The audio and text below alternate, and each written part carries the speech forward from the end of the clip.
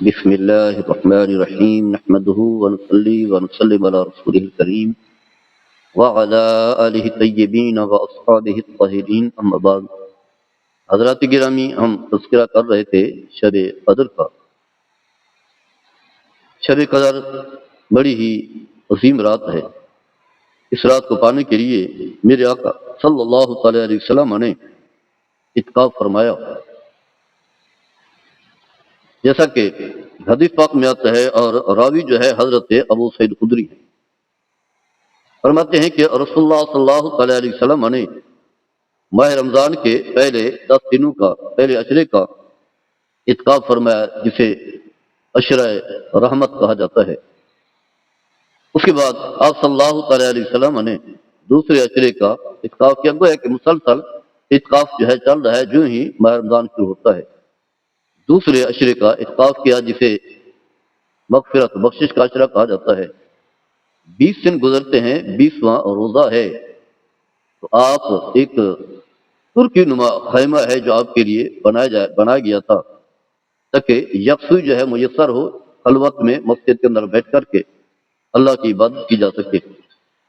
تو آپ جو ہے اس کا پردہ جو ہے ہٹاتے ہیں، پردہ ہٹاتے ہیں اس خیمے کا.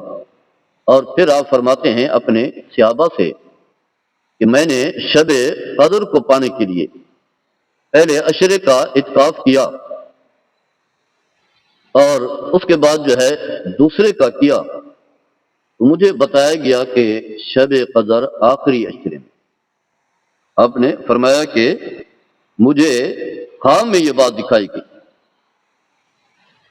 مجھے خواب میں بتایا گیا کہ شب قدر جو ہے وہ آخری عشرے میں ہے. تو فرمایا کہ جو شخص جو ہے شب قدر کو پانا چاہتا ہے، جو شخص شب قدر کو پانا چاہتا ہے تو فل یا تقفل عشر الاواخر، اسے چاہیے کہ میرے ساتھ آ کر کے اعتکاف کرے.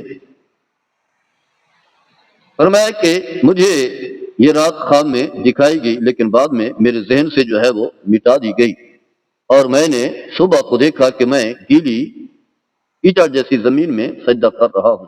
یعنی کچھ نشانیاں بھی بتائی گئی. لہذا تم اسے جو طاق راتیں ہیں اس میں تلاش کرو. راوی کہتے ہیں کہ رات بارش ہوئی تھی اور کھجور کے پتوں سے بنی ہوئی مسجد نبوی کے چھت کے ٹپڑکنے کی وجہ سے فرش پر کیچڑ ہوئی تھی، اور میں نے رسول اللہ صلی اللہ علیہ وسلم کی پیشانی مبارک پر پانی اور مٹی کا اثر دیکھا. اور یہ 21 کی صبح، یعنی آخری عشرہ جو ہے وہ شروع ہو چکا تھا. تو گویا کہ میرے آقا صلی اللہ تعالی علیہ وسلم نے اس رات کو پانے کے لیے آپ نے مہینے بھر کا اتفاق کیا. بعد میں آپ نے بتا دیا کہ آخری عشرے میں شب قدر ہے. گویا کہ اعتکاف بیٹھنے کا یعنی 24 گھنٹے اللہ کی بارگاہ میں رہنا، عبادت و ریاضت میں رہنا، مسجد میں رہنا، یاد الہی میں رہنا، سب کچھ چھوڑ دینا. بچے کس حال میں ہے، باہر کیا ہو رہا ہے، دوست کس حال میں ہے، کاروبار کس حال میں ہے، چل رہا ہے نہیں چل رہا، دنیا کی جتنے بھی مصروفیات ہیں، مارکیٹ میں آنا جانا تھا، دوستوں کی محفلیں تھی، سب کچھ کر دنیا کی طرف اس کی توجہ ہی نہیں ہے، گھر کی کوئی پرواہ ہی نہیں ہے. جیسے ایک مراقبے کی کیفیت ہوتی ہے، تو وہی کیفیت جو ہے اعتکاف میں ہے. یہ اتنی محنت، اتنی مشقت، سب کچھ قربان اس رات کو پانے کے لیے ہے، اس رات کی اہمیت کی وجہ سے. کیونکہ جو شخص 24 گھنٹے اللہ کی عبادت میں رہتا ہے اس کا سونا بھی عبادت، بیٹھے اسی رات کو پانے کے لیے ہے، تو یقینی طور پر اسے مل گئی، مل جاتی ہے رات، مل جاتی ہے رات، مل گئی تو پھر زندگی بھر کی عبادات ایک طرف، اور اس رات کی عبادات جو ہے اس سے بھی افضل.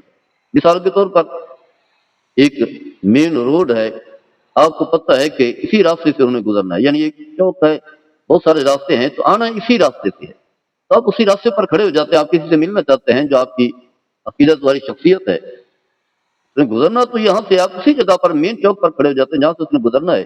تو وہ کہیں سے بھی ہے، آپ اس کا دیدار کر لیتے ہیں. لیکن اگر آپ کہیں کھڑے ہو جاتے ہیں بھی چلیں یہاں سے شاید گزر جائیں گے، یا آپ کھڑے ہی نہیں ہوتے، تو پھر آپ کو جو ہے دیدار میسر نہیں آتا. لہذا جو اعتکاف میں بیٹھا ہے اس نے تو رات کو پانا ہی پانا ہے، اسے مل کرتی رہے گی۔ یہ جو سورہ قدر کی آیات میں نے آپ کے سامنے تلاوت بھی کی ہیں، مفہوم بھی بیان کر چکا ہوں، اس سے شان نزول علماء یہ بیان کرتے ہیں، میرے آقا صلی اللہ علیہ وسلم نے قوم بنی اسرائیل کے ایک آدمی کا، ایک نیک صالح آدمی کا تذکرہ کیا جس نے 1000 سال جو عمر پائی، 1000 ماہ جو ہے عمر پائی، دن کو روزہ بھی ہے، جہاد فی سبیل اللہ بھی ہے، اور رات کی عبادت بھی ہے، قیام بھی ہے، کیونکہ پہلے قوم کی عمریں لمبی ہوا کرتی تھی۔ حضرت نوح علیہ السلام کا تذکرہ ہے، 950 سال جو ہے دعوت تبلیغ کا کام کرتے رہے، وہ ہے کہ اس کی عمر اس سے بھی زیادہ ہوگی نا، 950 سال تو دعوت کا کام کیا، اس سے پہلے جو ہے وہ اعلان نبوت نہیں کیا ہوگا، چاہے 40 سال کے بعد عام طور پر انبیاء کرام دعوت تبلیغ کا کام شروع کرتے ہیں، اعلان نبوت کرتے ہیں، تو یوں سمجھ لیں کہ کم از کم 1000 سال کی عمر تھی، تو 500 سال 800 سال 1000 سال پہلے لمبی عمریں ہوا کرتی تھی۔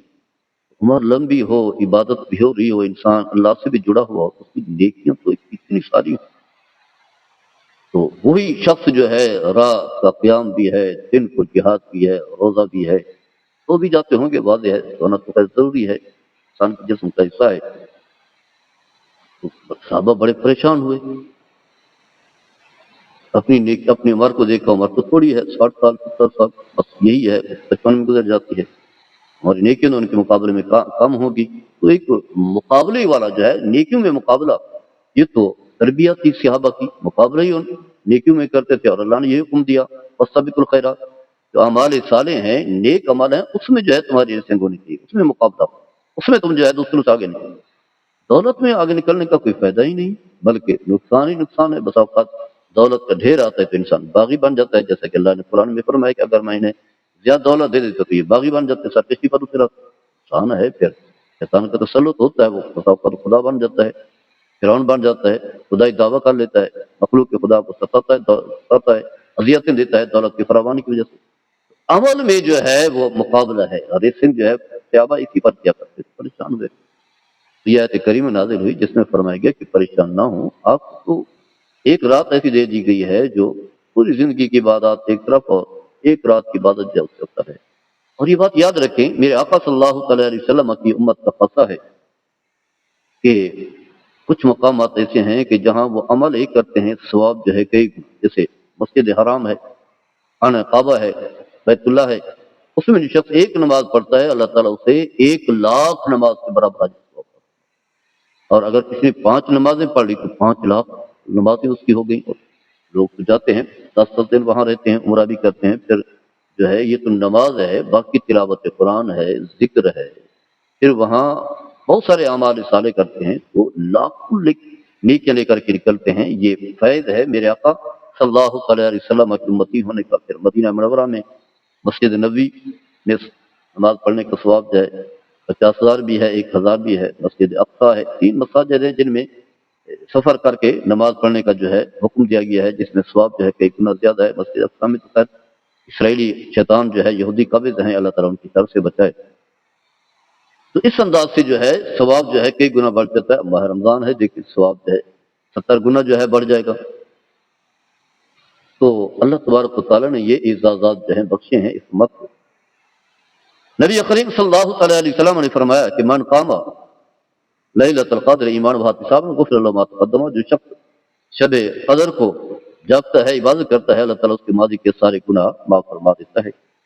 علماء نے جو ہے کچھ اس کی نشانیاں بتائی ہیں، اس کے فضائل تو بہت زیادہ ہیں، اور جو ہے راتوں کے بارے میں جو ہے بہت ساری حدیثیں ہیں، اور ایک حدیث یہ بھی ہے کہ 27 کی رات جو ہے شب قدر کی رات ہے، لہٰذا اگر آپ کو زیادہ موقع نہیں ملتا ساری راتیں جاگنے کا، 27 کی رات خیر اہتمام کریں، یہ بھی نہ ہو کہ یہ رات بھی نکل جائے، کسی کا پتہ ہے 27 کی رات پر جو ہے، تو علماء بیان کرتے ہیں، چند علامتیں بیان کرتے ہیں کہ وہ رات جو ہے کھلی ہوئی ہوگی، چمکیلی ہوتی ہے، صاف شفاف ہوتی ہے، نہ زیادہ گرم نہ زیادہ ٹھنڈی، بلکہ معتدل اور درمیانی رات۔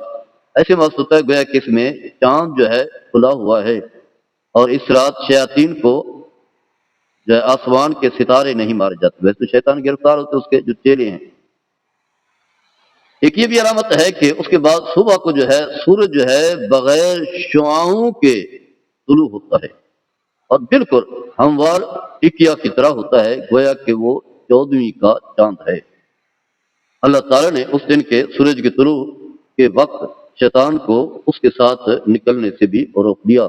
اور آخری حدیث ہم اس بار بیان کر دیں گے کہ 27 کی رات ہے۔